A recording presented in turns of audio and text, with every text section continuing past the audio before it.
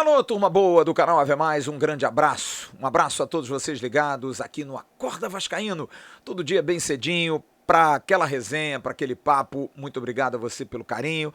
Dá aquela curtida e pega o link, espalha aí pelos seus grupos, avise que a gente está aqui para resenhar nesse dia que é um dia de ansiedade, né? Dia 5 de novembro, véspera da partida de amanhã entre Vasco da Gama e Ituano. Como esse jogo tornou-se importante para todo mundo, né? É engraçado isso, porque o Vasco passou a ser importante para todo mundo. Eu fico vendo aí as transmissões de televisão, as chamadas dos programas de esporte. Que bom que o Vasco está ajudando todo mundo com audiência, né? Que bom que o Vasco está ajudando todo mundo com trabalho, né? Claro que é o Vasco o culpado disso, porque o Vasco poderia ter ganho semana passada do Sampaio Corrêa. Mas eu acho engraçado como é que as pessoas se importam com o Vasco, né? Ainda mais no momento em que pode ser ruim. Será que vai ser ruim? Ontem a gente fez uma live com, mais uma vez, uma psicóloga, e o papo foi bem bacana, porque ela não era ligada a esporte, lá no canal Atenção Vascaínos, no Avenews. Se você não viu, vê aqui o Acorda e depois passa lá para dar uma olhada. E ela tinha uma visão muito ampla, principalmente da cabeça do torcedor, se identificando com as angústias, os sentimentos de todos os torcedores do Vasco. Mas eu queria fazer um negócio diferente hoje aqui no Acorda Vascaíno. Eu queria... Eu sei que tem muita gente que às vezes me critica, que fala, eu tô aqui para ouvir a sua vida. Não tô, não. Sério, às vezes eu fico pensando assim, existem pessoas que acordam com um sentimento de que eu tenho que criticar, eu tenho que bater, eu tenho que falar mal. Mas eu tô, assim, tão leve, sabe? Eu tô bem, cara. Tô legal. Tô feliz com o meu trabalho. Estive desanimado essa semana. Assim, o desânimo de viver esse dia a dia do Vasco tão difícil, tão complicado, mas ao mesmo tempo a gente se regozija, a gente se transforma quando a gente consegue fazer um trabalho semanal bacana, que a gente consegue dar às pessoas algum tipo de alento. Eu ouvi dos membros do canal logo depois da live, poxa cara, muito obrigado, até alguns membros que tinham saído do grupo de WhatsApp voltaram com aquele sentimento, pô cara, que legal a gente ouvir isso. Eu me reporto muito à época da pandemia em 2020, quando eu ouvi vários relatos de pessoas que disseram, pô, cara, vocês salvaram a minha vida, porque era reclusão, não tinha nada, enfim, os conteúdos eram exclusivamente ligados à pandemia, a gente tinha muita dificuldade aqui, porque a gente tem nossas contas para pagar e o YouTube não priorizava o futebol, e mesmo assim a gente persistiu, a gente foi muito Vasco nisso, sabe? De não desistir, de fazer, e eu me lembro que a gente contava aqui com os meninos, nós chegamos a fazer 94 dias de conteúdo com 3 vídeos por dia sem ter campeonato. Por criatividade, por uma brilhante equipe que eu tinha e que eu tenho ainda, alguns remanescentes, a gente conseguiu levar muito conhecimento, muito conteúdo para o torcedor. E é o grande papel, para mim, do comunicador. Eu quando ingressei no jornalismo, a minha ideia era muito isso, de ter o prazer de dar uma notícia para alguém, de poder informar alguém, e principalmente informar correto, de dizer, olha, não, é assim, assim, assim, assado. Quantas vezes não parei numa rua e fui num orelhão quando vinha um acidente ou quando acontecia alguma coisa, para entrar na rádio, mesmo que não fosse do esporte, mas para dar uma informação. É isso, é o sentimento de utilidade pública, sabe? De você servir as pessoas, porque aquilo era muito importante. Eu me lembro, num início de vida meu aqui onde eu moro, houve um tiroteio sério, aqui na comunidade da Rocinha, onde eu moro perto, e foi algo sério, com briga de facções, e eu me lembro que eu tinha uma preocupação, porque eu acompanhei, aquilo foi cedo, 10, 11 horas da noite, e varou a madrugada toda, e eu fiquei a madrugada toda acordado, minha família toda quieta, e eu dentro do meu apartamento, vendo pela janela, e ligando para as redações, para os jornais, para informar o que estava acontecendo. Eu me lembro que eu entrei no ar, na Rádio Globo, entrei na Rádio Tupi, fiz questão de informar, porque aquilo era uma maneira de eu dizer, não venha por aqui, não faça isso. Mesmo tendo uma janela apenas como fonte de informação, aquilo me fazia bem. Porque eu consegui entrar, eu me lembro que eu entrei no ar no programa do falecido e saudosíssimo Loureiro Neto, na Rádio Globo, do grande vascaíno Loureiro Neto. E isso é uma coisa que me motiva muito, de estar aqui, de alguma maneira, estar com uma camisa do Vasco, estar vestindo uma camisa do Vasco, mas mais do que isso, mais do que ter um cenário com várias peças do Vasco, mais do que isso, é poder trazer informação. E principalmente por um torcedor que é tão discriminado, um torcedor que é tão, sabe, colocado de lado por conta de uma relação conflituosa de um Vasco antigo com a imprensa. O torcedor ele sofre muito com isso. E se hoje a gente tem um caminho aqui para fazer diferente, poxa, isso é uma satisfação muito grande para mim. Então, diante disso, eu queria usar um pouquinho desse espaço para dizer uma coisa para você. O jogo amanhã é um jogo muito importante para o transcurso da vida do Vasco. Mas o Vasco não vai acabar, gente, como a gente pode achar que vai. E como muita gente quer. Porque tem muita gente que torce contra, inclusive dentro do Vasco. Muita gente que está feliz com o que está acontecendo, porque não apoiava a SAF, não apoiava a gestão atual, que é um fracasso no futebol, não há dúvida. Mas eu acho que a gente tem que pensar positivo, sabe? Eu não queria o Raniel como o meu camisa 9. Eu não queria o Léo Matos como meu lateral direito. Não queria o Thiago Rodrigues como meu goleiro. Mas são eles. Eles é que vão fazer a gente subir amanhã. Não adianta a gente ficar batendo, torcendo contra, achando horrorosos. Critica depois. Então, o que eu ia pedir a vocês, parece meio doido, mas desliga um pouco hoje. Desliga. Fica ligado agora no Faísca Tá On de manhã, que ele faz uma análise legal do jogo, uma outra ótica, dessa questão até mesmo do apequenamento do Vasco, que hoje não é mais assim temido a ponto do Ituano amanhã achar que vai ganhar o jogo. Há uma consciência de que o Ituano vai ganhar o nosso jogo amanhã. Mas dá uma desligada hoje. Sai com a sua esposa, sai com a sua filha, sai com seu marido, vai fazer uma comida, sabe? Desliga um pouco. Para amanhã você tá legal. Eu sei que a ansiedade é grande. O dia de amanhã vai ser um dia assim, sabe? Vai passar as horas, 12:30, 1:30, 2:30. Parece uma final, né? Mas é um jogo, gente. É apenas um jogo. Como disse muito bem meu querido amigo Walter Coelho, membro do canal, dos mais experientes ontem, o que mais nos dói é que a gente não consegue definir isso, porque a gente não vai estar em campo, a gente não está fazendo o nosso trabalho. É o que eu coloquei nos últimos anos, a gente é refém de quem está lá. E quando você não tem confiança em quem está lá, é muito duro, cara, é muito duro. Só que eu quero buscar alguns pontos importantes a respeito desse time. É um time mais comprometido que o do ano passado? É um time mais capacitado que o do ano passado? Tecnicamente, não sei. Mas acho que taticamente, pelo menos em termos de entrega, de posicionamento, acho que é. É um time bom? Não, não é. Teve erros crassos em relação à gestão, crassos, principalmente nas escolhas de treinadores e na demora das mudanças. Mas bom lembrar que ano passado, o Vasco trouxe 4 treinadores de nome. Marcelo Cabo, foram 3, mas antes havia um, que era o Vanderlei Luxemburgo. Mas vamos colocar na Série B, Marcelo Cabo, Lisca, que era o treinador da moda, e o Fernando Diniz, que está aí, o Fluminense brilhando. E não deu certo. Esse ano nós tivemos treinadores fracos, o Emílio Faro, que não é treinador, o Maurício Souza, um novato, um erro terrível feito pelo Carlos Brasil, não há dúvida. Volto a dizer, eu apoio a maneira como foi escolhido, mas não entendo por que foi escolhido o Maurício.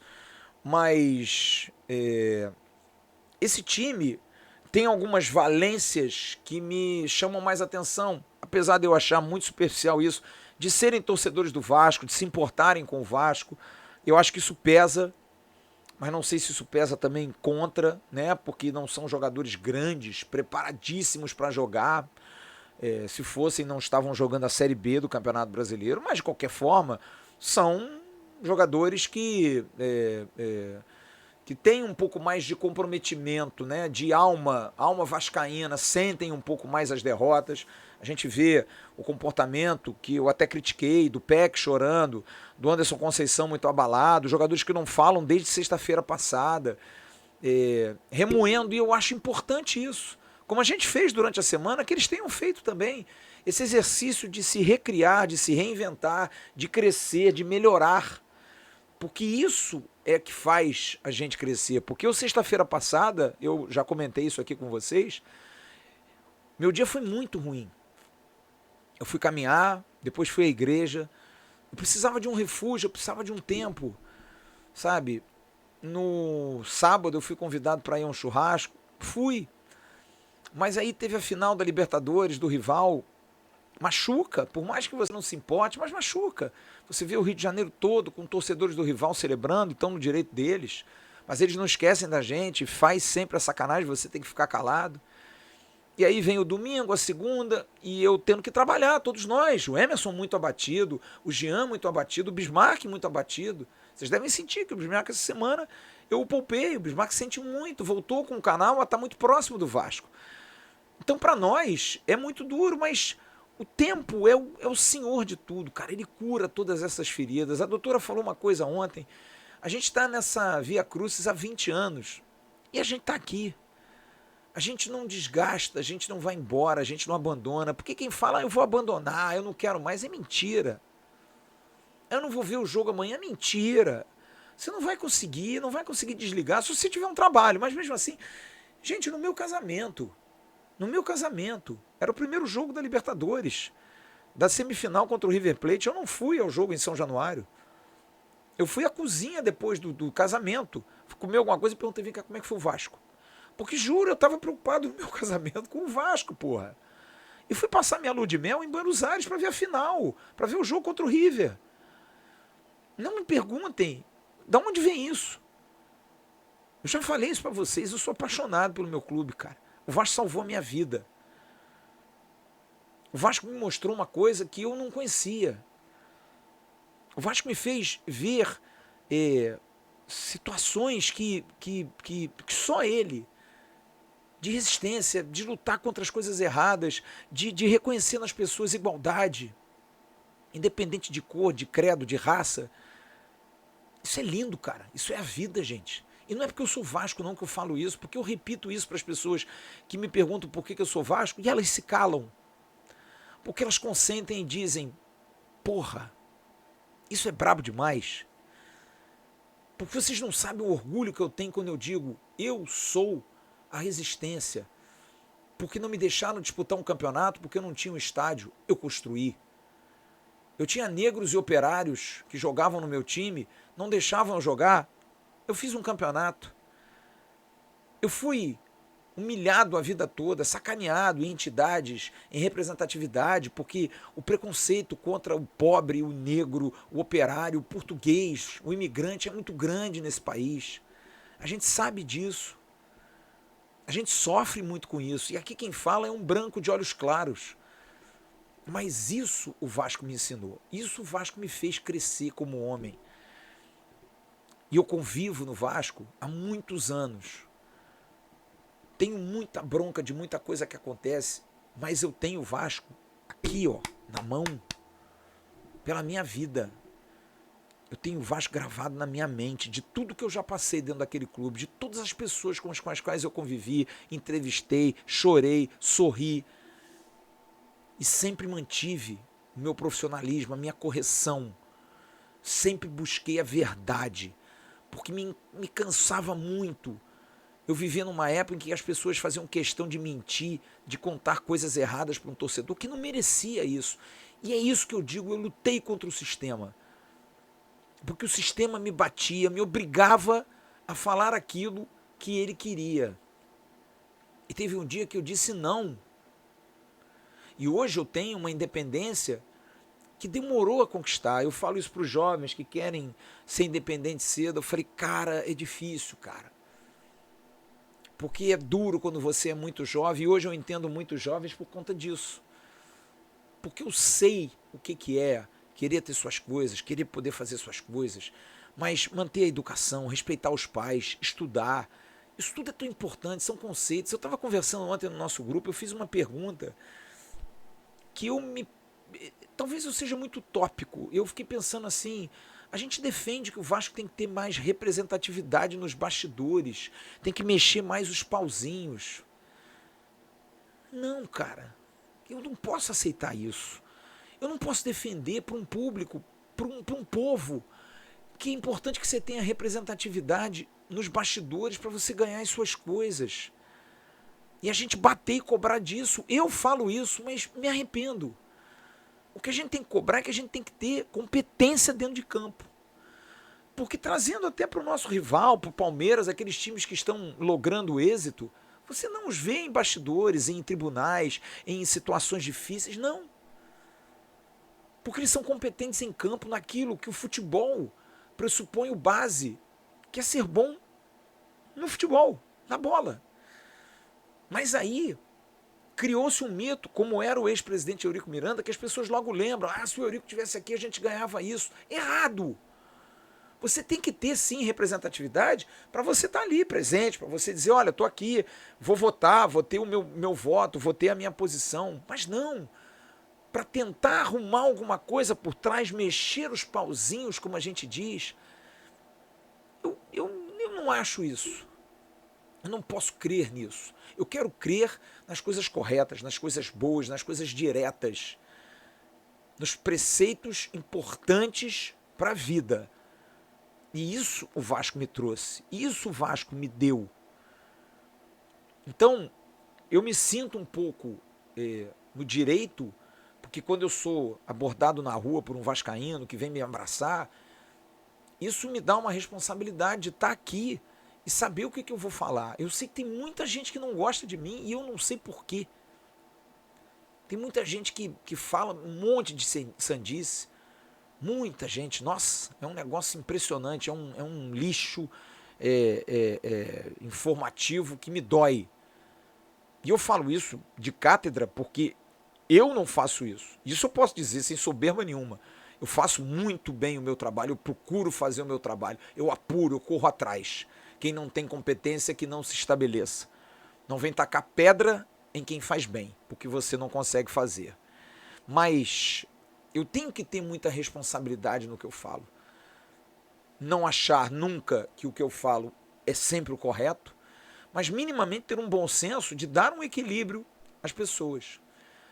Então, eu acho que é claro que a gente está ansioso para o jogo de amanhã, a gente está nervoso, a gente quer a vitória, é importante para todo mundo, é importante para mim, é importante para o canal, é importante, mas a vida continua, o canal continuará, independente do local, porque a gente tem, como disse muito bem a doutora Thalita ontem, é a nossa identidade. Está no coração, está no peito, está no amor que a gente tem. Porque daqui a 2, 3 dias a gente já vai estar pensando em contratação, em jogador, em mudança, em mandar todo mundo embora, ou então ganhando ou perdendo, mandar todo mundo embora mesmo assim.